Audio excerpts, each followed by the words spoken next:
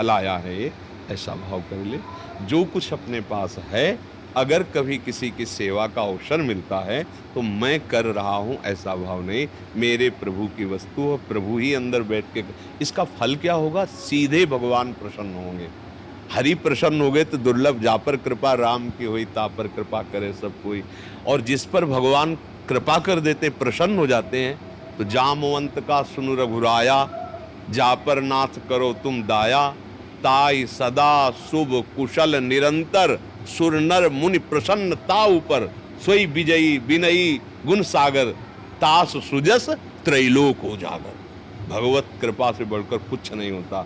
और ये अच्छा हम 100 रुपया दान किया अपने मान के, वो 1000 दे देगा। 100 में तो हम समझ नहीं पाए अज्ञान को, अब 1000 में और रंग बढ़ेगा अभिमान का। फिर 1000 दान किए तो 1 लाख दे दिया, 1 लाख दान किए तो 1 करोड़ दे दिया, 1 करोड़ 100 करोड़, अब तो पागल हो जाएंगे, नहीं हो जाएंगे?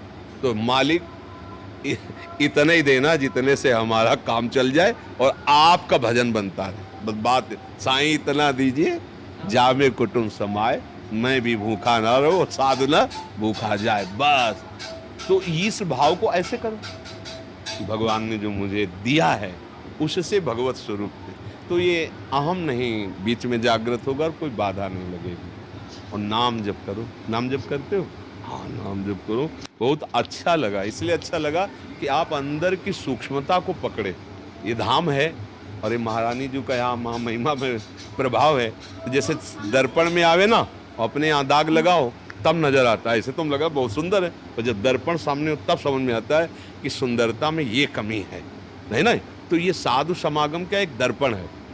जब साधु सभा में बैठोगे तो आपको जो अपनी बुराइयां हैं वो चुभने लगेंगी, और ऐसा लगे यार कब मैं ऐसा छोड़ पाऊं, जैसा ये कह रहे हैं कब मैं चल पाऊं। ये साधु समागम का परिचय क्या है कि मैं जहाँ साधु समागम हो रहा है, जब ये बात आने लगे तो समझे कि साधु समागम हो रहा है। बहुत कोई गलत नहीं कर रहे हो, समझ रहे हो ना, पर जिस ऊंचाई पर चढ़ना है आनंद की, वहाँ ये बाधा पहुंचा सकता है।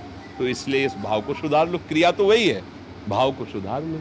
कभी हम किसी की सेवा करके अहम न करें, और दूसरे में भाव ये में कि हम कभी बदला ना चाहें।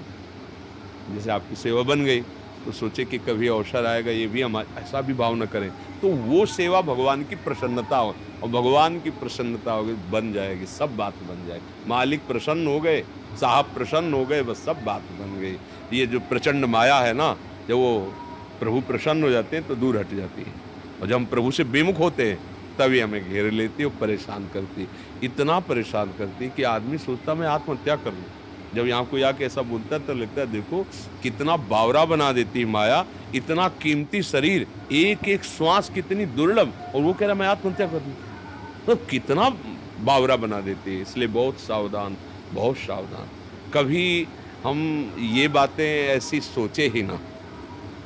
देखो गलती कितनी भी हो जाए उसके मिटाने के लिए उपाय भी है, निराश नहीं होना चाहिए, हर चीज का उपाय है। शरीर नष्ट कर देना उपाय नहीं होता।